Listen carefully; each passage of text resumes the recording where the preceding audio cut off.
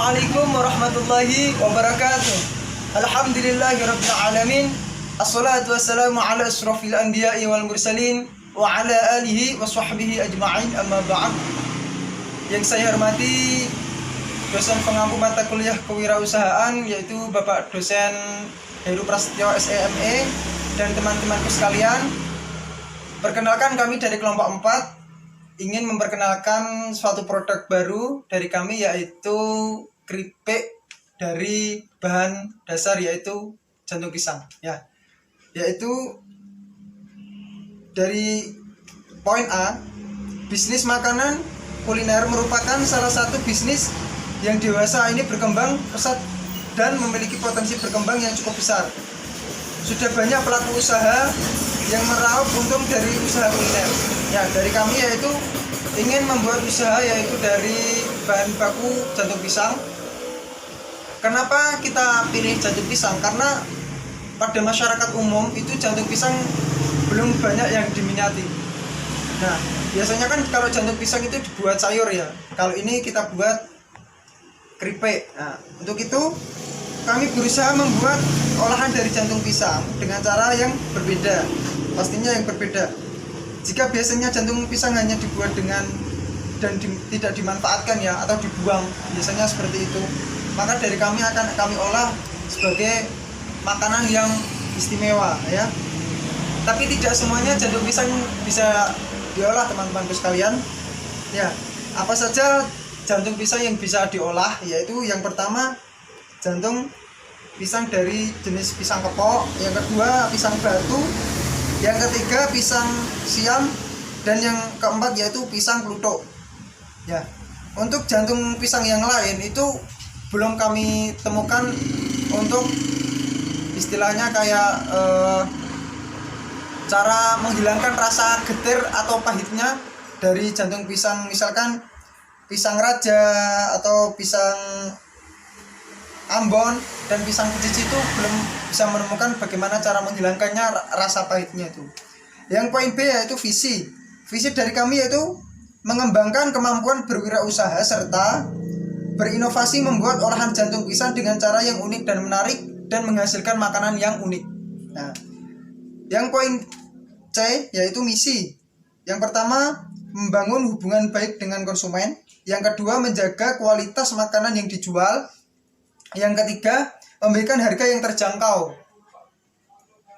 Yang poin D yaitu manfaatnya. Pembuatan proposal mengenai aspek-aspek penting dalam berwirausaha. Ada beberapa hal yang harus diperhatikan sebelum memulai usaha, yaitu yang pertama, menambah wawasan dan pengetahuan tentang cara memulai suatu usaha atau melatih dalam pembuatan rencana anggaran secara sistematis.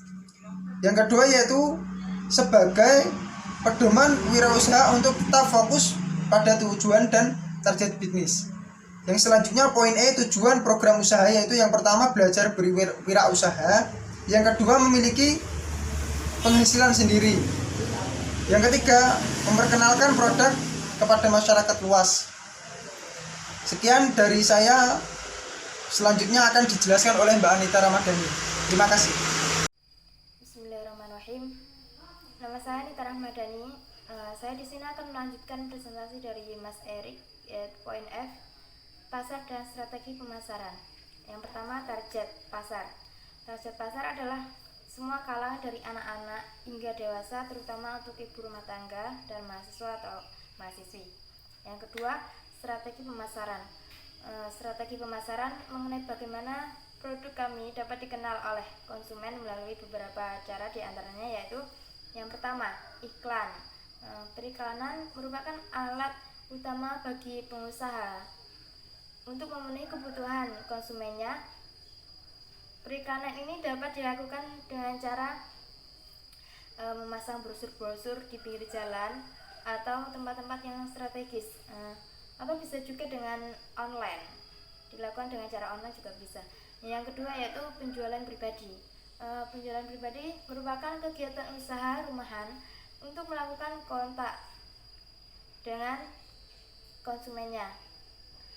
Dengan kontak langsung diharapkan akan terjadi hubungan interaksi yang positif antara penjual dengan calon pembelinya. Untuk yang poin G yaitu keunggulan produk. Produk kami yang pertama itu harganya terjangkau, disukai oleh semua kalangan usia, baik anak-anak, remaja maupun dewasa. Yang ketiga, tidak mengandung bahan pengawet dan bahan kimia lainnya. Yang keempat, dijamin halal. Terima kasih. Untuk materi selanjutnya yaitu mengenai analisis SWOT. Berikut ini beberapa analisa peluang usaha menggunakan analisis SWOT. Yang pertama yaitu strength. Dalam aplikasinya pada suatu usaha, kita harus menganalisa apa dan bagaimana kekuatan dari produk kita, baik itu berupa barang maupun jasa. Strength yaitu mampu melihat ke dalam produknya sendiri, apa yang menjadi kekuatan sehingga dapat mengukur kemampuan dan potensi yang ada pada produknya. Seperti ontong crispy termasuk makanan yang tergolong unik dan belum menyebar luas di pasaran, dan yang kedua harganya terjangkau. Yang kedua yaitu weakness.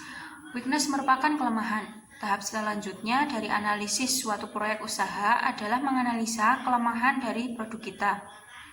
Setelah terlihat kelemahannya, maka kita harus sebisa mungkin mengatasi kelemahan tersebut agar tidak menjadi penghalang usaha. Seperti anak muda sekarang lebih memilih makanan yang cepat saji dan makanan tidak tahan lama. Kemudian yang ketiga itu opportunities. Tahapan selanjutnya adalah opportunities yang artinya peluang. Di dalam bisnis, kita juga harus menganalisis peluang-peluang usaha kita, di mana kekuatan lahan usaha kita dan di mana kelemahan lahan usaha kita. Disitulah kita harus memanfaatkan peluang. Contoh, karena makanan ini tergolong unik sehingga menarik konsumen dan memerlukan sedikit modal usaha sehingga keuntungannya akan maksimal. Kemudian yang terakhir yaitu threat. Threat merupakan ancaman. Poin ini penting juga dianalisis oleh para pelaku usaha. Ancaman bisa datang dari mana saja, tetapi ketika kita telah berusaha menganalisa ancaman yang mungkin saja datang, itu sudah sangat cukup untuk tindakan antisipasi. Seperti mudah ditiru dalam proses pembuatannya dan persaingan. Selanjutnya saya akan menjelaskan tentang rencana anggaran. Modal awal. Dalam usaha ini kami menggunakan bahan baku dan peralatan sebagai berikut. Jantung pisang 1 buah, tepung beras setengah kilogram 6.000, tepung terigu setengah kilogram 6.000, telur 1 buah 1.500, garam 1 bungkus 3.000, penyedap rasa 1 buah 500, air es, bumbu balado 1 bungkus 10.000, minyak goreng 1 liter 12.000, wadah 3 buah 75.000, wajan 1 buah 30.000, kompor gas 1 buah 250.000, gas LPG 1 buah 30.000, pisau 1 buah 25.000, mika plastik 10 PCS 1.000, jumlah total 450.000.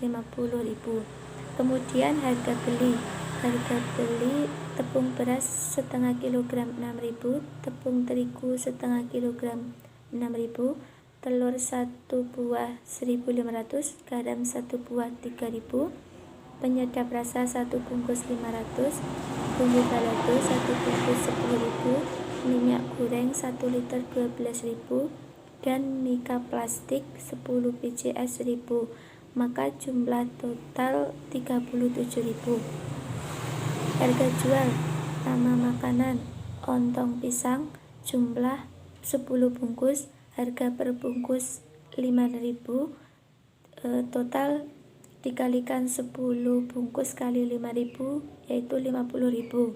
Keuntungan harga jual 50.000 per 10 bungkus, harga beli 37.000 tambah 50.000 dikurangi 37.000 yaitu sama dengan 13.000. Sekian dari saya, kurang lebihnya mohon maaf. Wassalamualaikum warahmatullahi wabarakatuh.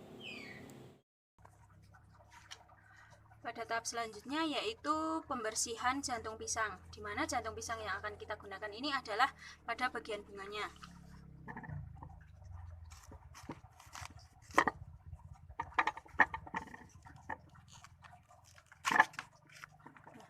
bagian dalam ini yang akan kita gunakan untuk membuat keripiknya.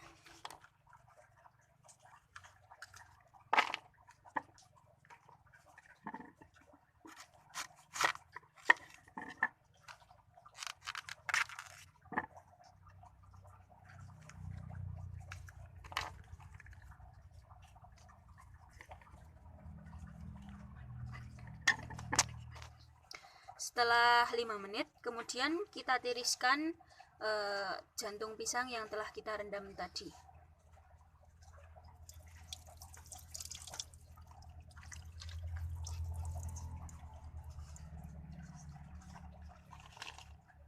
Kemudian kita lanjut ke tahap selanjutnya.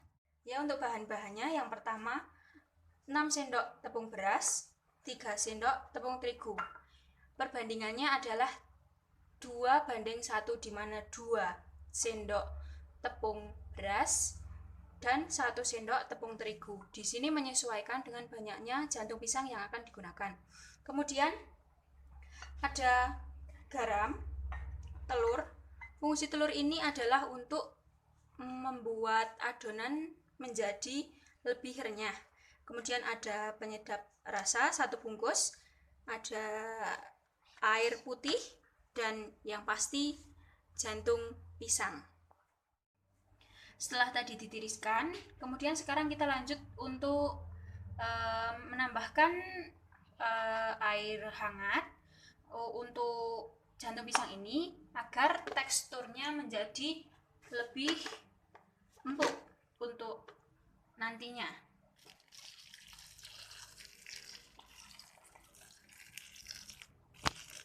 Secukupnya saja airnya, yang penting jantung pisang tadi itu terendam. Baik, selanjutnya setelah tadi ini di adonan kering, kemudian kita masukkan ke adonan basah, dan setelah minyaknya panas langsung kita goreng. Memasukkannya satu persatu untuk menggorengnya agar tidak saling menempel.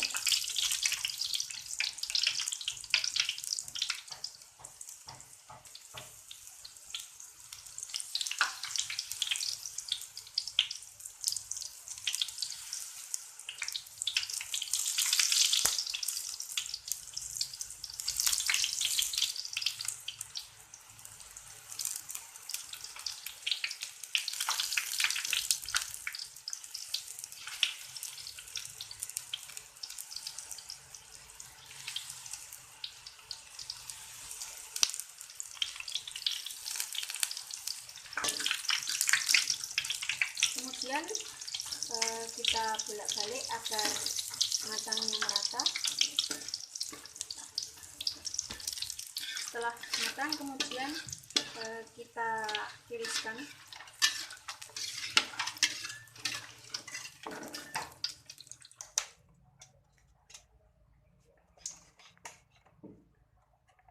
Baik, jadi inilah hasil dari keripik jantung pisang.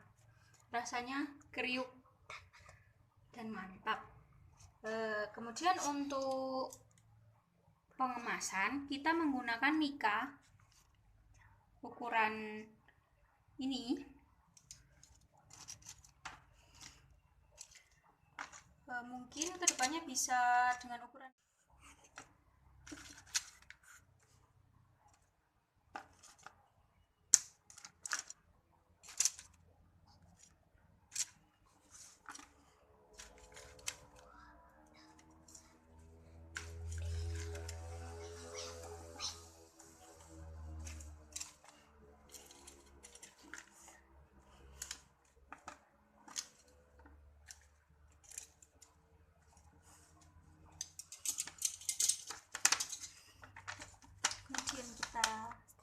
staples.